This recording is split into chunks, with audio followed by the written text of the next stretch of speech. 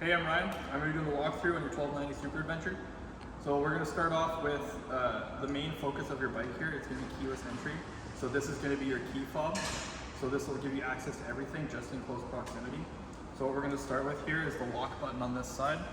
This is going to be how you turn your bike on. So you'll press the lock button with the key close by and it'll turn on. You then have four ways over here. You have kill switch up top. The middle of this toggle switch will be the on version, and then pressing down will start your bike. You have some favorite settings here, and that's it for this side. We'll go over your gauge in just a second. On this side here, these buttons will navigate through the screen. You have a back button. You have cruise control to turn on and off your cruise. Turn signals either direction, push to cancel. Your horn button is right here, and then you have buttons on either side of this toggle for your cruise control up and down. This one here will be your headlights, and that's it for this side. So when we're going through your gauge here, everything is based off of the left side D-pad here, and for your directional pad, it will control everything in the front there. So when you press the middle button, it will bring up your menu where you have bike info, trip info, motorcycle, suspension, cruise control, heating, whole 9 yards. So under bike info, you can see the tire pressure sensors, water, temperature, fuel range, everything about your bike itself. You can press the back button to go back between your information sessions here. Trip info, you can reset it, change it, look at it. In the motorcycle menu, you can see your ride mode. In the side buttons, you can change your ride mode over from rain, off-road, rally, street, and sport. I'm just gonna leave it in sport for now. Up and down will go between the options. ABS, you have road, off-road, and those are your anti-lock brake system. It'll bring up cruise control and motorcycle slip regulation disabled in current ABS mode. Some things work better than others. Together, it will give you recommendations for what to use. So it will tell you what you should have it in if it suggests something for a certain riding style or condition. Then if you go back here, you'll have motorcycle traction control on and off. For motorcycle traction control, you'll need to hold down the button and then close the throttle by twisting forward. And then if you release it, it will turn off. You'll need to do the same thing to turn it back on, and it stays that way. You have suspension adjustments. Heating is going to be in here as well. So when you go into heating, you can adjust how the temperature works on your grips and your seat. So that's in heating. And then in settings, you can just mess with everything on the screen, what the switches do, what your favorites do. So the directional pad on your main menu will bring up the quick options. It'll bring you to certain things, whether you want heating on your left side or trip odometer on your top or something like that. You can change that all here. Tire pressure settings, this just adjusts where your sensor is for your keyless entry. Display theme, whether it's light, dark, automatic, whatever, button illumination, everything on here can be adjusted in settings, okay? So that's gonna be the main screen for you. And then that's everything on your gauge. It's super easy to navigate. All of this stuff is gonna be on a manual online, just in case you forget or need to go over it again, stuff like that. It's kind of self-explanatory, but it can be overwhelming. So you have information in your gauge or in your manual for your gauge, just to go over the stuff. So moving on from that, your gas tank here, it has the keyless entry aspect as well. So within 1 minute of shutting it off, so you have until 1 minute of shutting off your bike to open up your gas tank here. After 1 minute, you will either need to cycle power or put your RFID close to the sensor on the inside of the cowling here.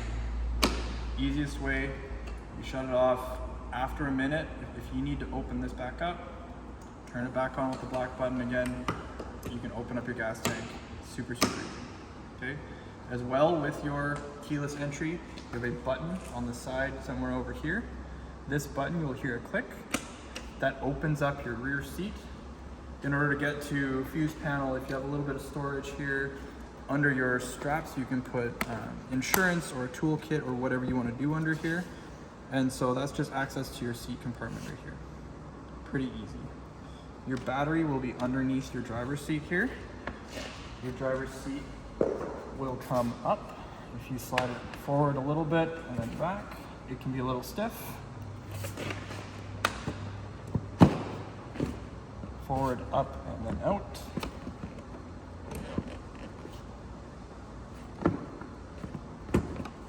Like that. And then since this is a heated seat, you have a connector here. So if you're taking your seat off for long periods of time or whatever, this is your heated seat connector. Your battery will be under here, so you're gonna have access to your battery, okay?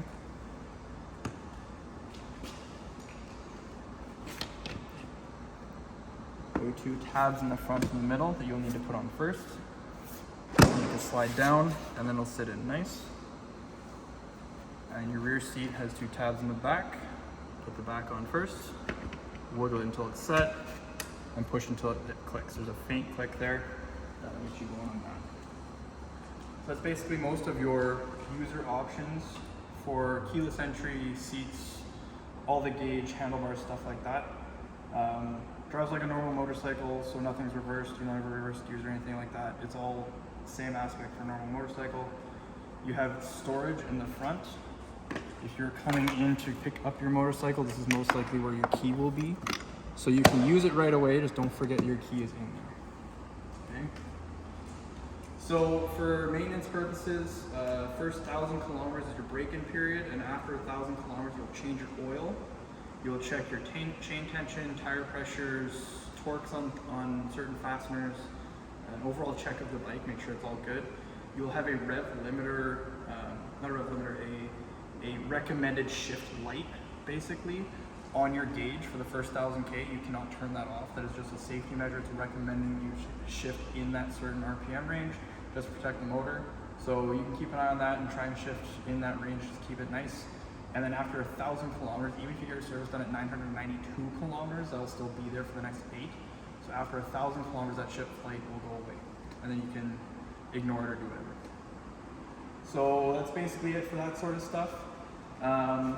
You have a couple oil drains and a sight glass and everything. So your drains will be down here, and there will be screen filters in there, and then this is your main oil filter as well.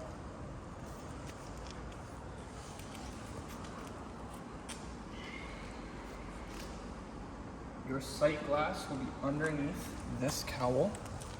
It'll be just up in here. It's kind of hard to see, but it's this line right here. That'll be your sight glass. The level will be with the bike all the way up and down. You do have a center stand if you want to change your oil with the center stand up. It'll make judging that easier. It'll also make your levels and everything like that more static and easier to see and visualize. So it's a lot easier to have it on the center stand. Also drains easier if you want to do that. Then over here, you have your coolant bottle here. You can see that there. So that's basically where you want to be. You have 2 fasteners here just to get at the lid, but it's all behind there. Rear brake fluid is going to be right here on your rear brake, and then front's just on your master cylinder up top.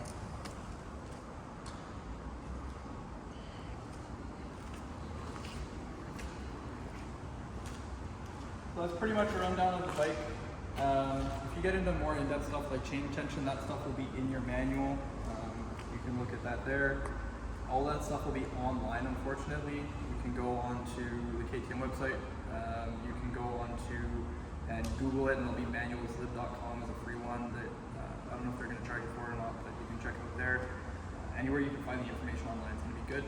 So you can check it out and look more in-depth if you need to. You can also reference this video. You can also call us at Ron's, whatever you need to do. And that's pretty much it.